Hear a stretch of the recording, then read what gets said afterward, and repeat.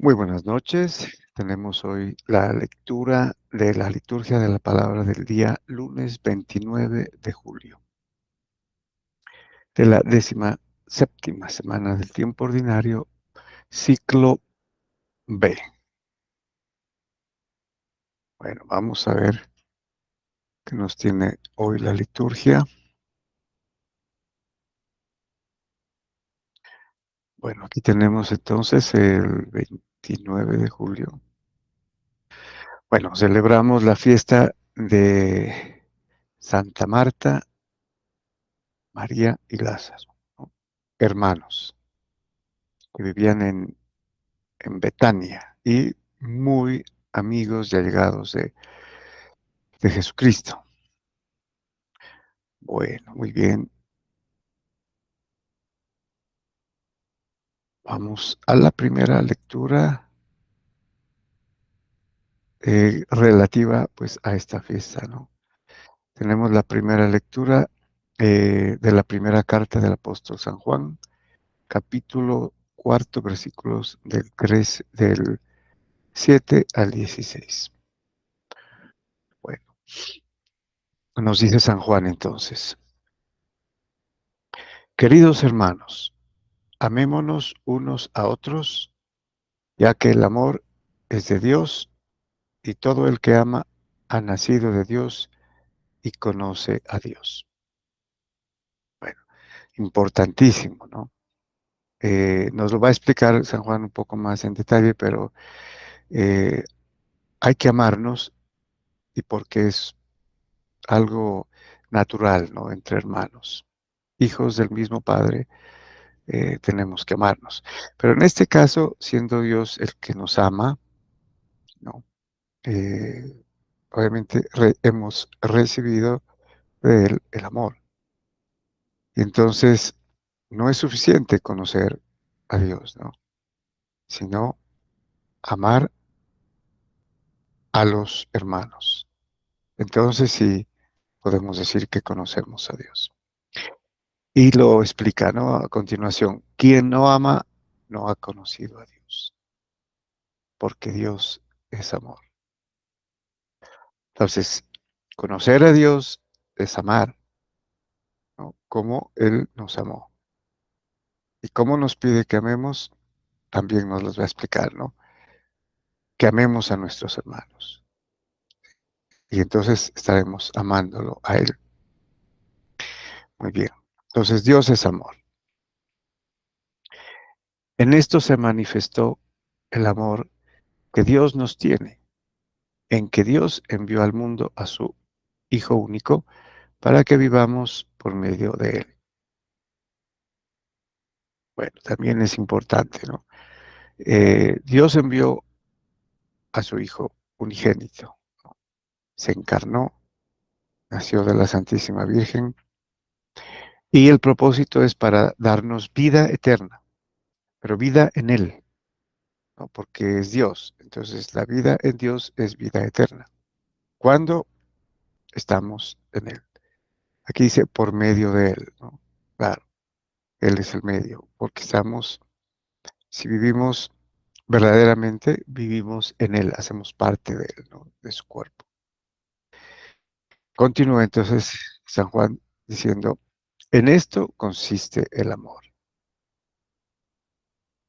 No en que nosotros hayamos amado a Dios, sino que Él nos amó y nos envió a su Hijo, a su único Hijo, como víctima de propiciación para nuestros pecados. Entonces, el amor consiste no en que nosotros amemos a Dios, porque no sabríamos amar a Dios, ¿no? Sino porque Él nos amó, Él nos ha amado. Y tanto nos ha amado que nos envió a su Hijo, a su unigénito, como víctima de propiciación, de rescate, de redención, eh, de reparación por nuestros pecados. Entonces continúa, queridos hermanos, si Dios nos amó de esta manera, también nosotros debemos amarnos unos a otros. Bueno, sonaría como un poquito no muy coherente, ¿no? Si Dios nos amó de esta manera, entonces nosotros deberíamos amarlo a Él, ¿no? Podría ser lo más eh, coherente o lógico, ¿no? Si Él nos amó, hay que amarlo a Él. No, Él nos dice, si Dios nos amó de esta manera, enviándonos a su Hijo, también nosotros debemos amarnos unos a otros. Y nosotros ya sabemos por qué, ya hemos visto, ¿no? Es porque hay que amarnos entre nosotros, porque somos parte de un mismo cuerpo, que es la iglesia, que es el cuerpo místico de Cristo. Entonces, amarnos a nosotros como Él nos amó es precisamente el principio del amor divino. Amándonos entre nosotros, amamos a Dios. Y continúa, a Dios nadie le ha visto nunca.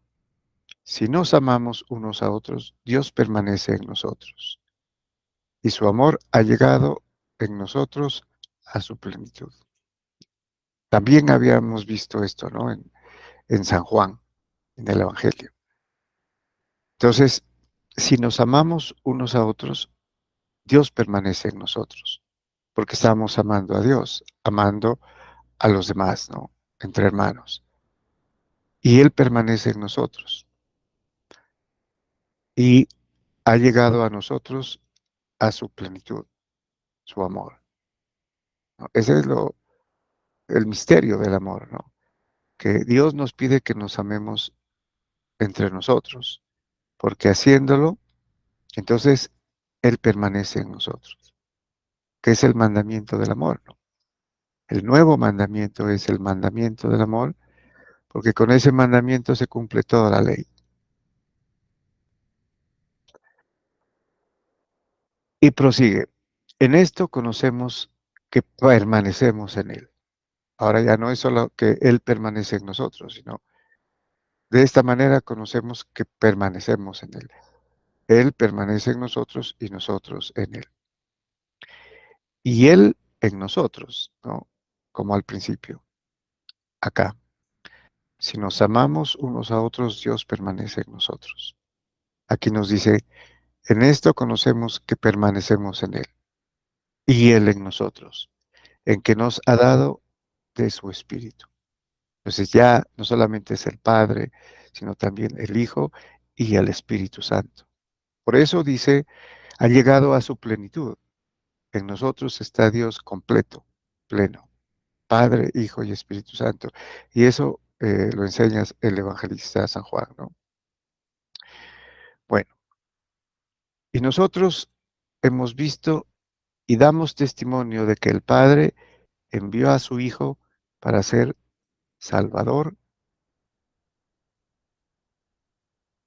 del mundo. Quien confiese que Jesús es el Hijo de Dios, Dios permanece en él y él en Dios. Y aquí como que eh, sintetiza, ¿no? Entonces, quien confiese que Jesús es el Hijo de Dios, Dios mismo, ¿no? Dios permanece en él y él en Dios. Entonces, la reciprocidad, ¿no? Confesamos a Jesucristo, escuchamos, le obedecemos lo que Él enseña, permanecemos en Él. Y Él en nosotros. ¿Sí? Y continúa, y nosotros hemos conocido el amor que Dios nos tiene y hemos creído en Él. Dios es amor y quien permanece en el amor permanece en Dios y Dios en Él, ¿no? Entonces lo vuelve a reciclar nuevamente, ¿no? Si conocemos a Dios, conocemos el amor verdaderamente al amarnos entre nosotros, ¿sí? Y al creer en Él, porque Dios es amor, lo conocemos. Y al permanecer en Él permanece en nosotros y nosotros en Él. Esa es prácticamente la comunión, ¿no? La comunión los creyentes que escuchan la palabra, que la ponen en práctica o la ponen por obra y aman, lo hacen por amor, no lo hacen porque están obligados, sino por amor. Y entonces Él dice que nosotros permanecemos en Él, en su amor, siendo parte de su cuerpo, ¿no? Cuerpo místico que es la iglesia. Y Él en nosotros, y el Padre y el Espíritu Santo. O sea, completo. No, no hay nada más completo que el amor de Dios. Y si nosotros amamos a nuestros hermanos verdaderamente, estamos en Él y Él en nosotros. Muy bien, muy profundo, ¿no? Esto pues hacemos lo posible porque lo podamos entender un poquito. Muy bien. Vamos al Salmo, tenemos el Salmo 33, cuyo responso es, bendigo al Señor en todo momento. Es un salmo de alabanza, de acción de gracias, de bendición. Dice el salmista, bendigo al Señor en todo momento, su alabanza está siempre en mi boca. Mi alma se gloría en el Señor, que los humildes lo escuchen y se alegren. Proclamen conmigo la grandeza del Señor. Ensalcemos juntos su nombre. Yo consulté al Señor y me respondió. Me libró de todas mis ansias. Contémplenlo y quedarán radiantes. Su rostro no se avergonzará. Si el afligido invoca al Señor, Él lo escucha y lo salva de sus angustias. El ángel del Señor acampa en torno a sus fieles y los protege. Gusten y vean qué bueno es el Señor. Dichoso el que se acoge a Él. Entonces, todo una elegía, ¿no? Del amor de Dios. Muy, muy en línea con lo que acabamos de leer eh, sobre el amor, ¿no? El amor de Dios y el amor de nosotros hacia los demás. Muy bien, vamos ahora al Evangelio. Tenemos en esta oportunidad el Evangelio muy conocido de San Juan, ¿no? Relativo a Marta, a, a Lázaro y a María, sus hermanos. Bueno, entonces tenemos el Evangelio según San Juan, capítulo 11, versículos del 19 al 27. Bueno, nos dice San Juan, también es bastante conocido este pasaje. En aquel tiempo muchos judíos habían ido a ver a Marta y a María para darles el pésame por su hermano. O sea, Lázaro había muerto, ¿no? Y habían llamado pues a Jesús. Cuando Marta se enteró de que llegaba Jesús, salió a su encuentro, mientras María se quedaba en casa. Y dijo Marta a Jesús, Señor, si hubieras estado aquí, no habría muerto mi hermano.